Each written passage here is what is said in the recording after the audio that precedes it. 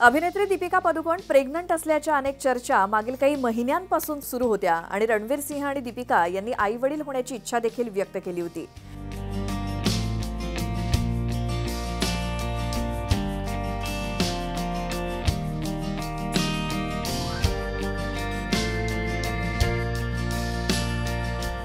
Deepika pregnant असल्याच्या चर्चांना अखेर आता पूर्णविराम मिळालाय, कारण दीपिका आणि रणवीर आई-वडील होणार आहेत आणि सोशल मीडियावरती पोस्ट शेअर करत त्यांनी ही गुड न्यूज आपल्या चाहत्यांना दिली।